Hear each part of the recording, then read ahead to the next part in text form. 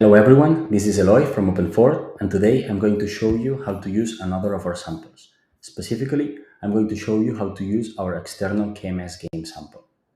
The purpose of this sample is to show you how you can sign transaction intents by using your own external KMS.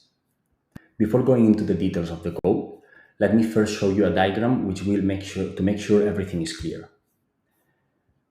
In our previous samples, we showed you how we were using our internal KMS system to sign transaction intents generated by the different players. However, with this sample, we are going to show you how it is possible to sign transaction intents using your own external KMS. As always, you'll need an Openfort account.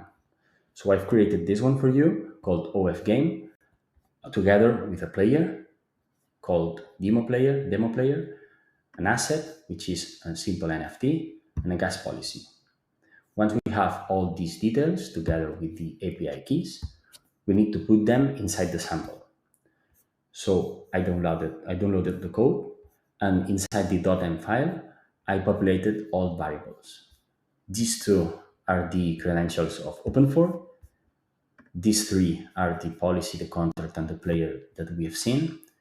And then the rest are related to the KMS system. In this case, this information is related to the KMS, to the key that is going to sign transactions, and this one is the associated address. So once we have filled all the variables in the .m file, we need to make sure all dependencies are installed and then run the sample server. Once the sample server is running, we can visit the related URL, which informs us that there are two different endpoints, the full KMS example and the sign KMS endpoint.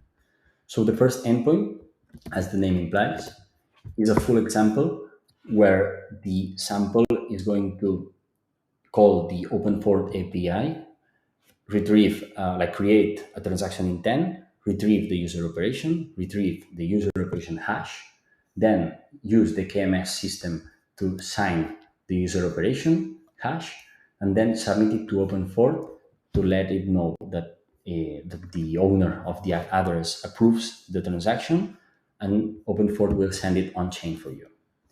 So here we have not seen how it was actually being called. So you can always inspect the source code. But we have another endpoint which is not that automatic. So you can see more or less what's happening underneath. So first we need to put this in the URL, but then we'll need a user operation hash. So let's get one. For that, I'm going to interact with Openfort's API using the transaction intent endpoint to create a transaction intent. I'm going to use the same details as we have introduced in the .m file, so our player, our contract, our external owner, our policy, and send it to the Openfort API. This will create a transaction intent which is not signed. How we know that it has been not signed? Because we are specifying an external owner address.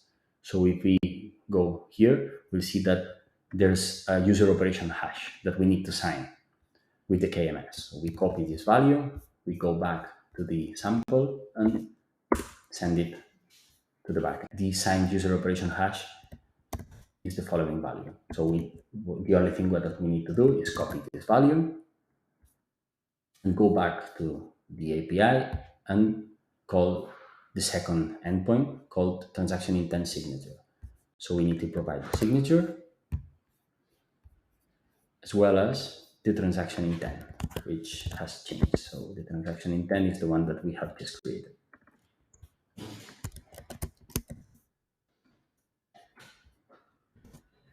Just make sure that in the authorization part, we are now using the publishable key and not the secret key, and click send.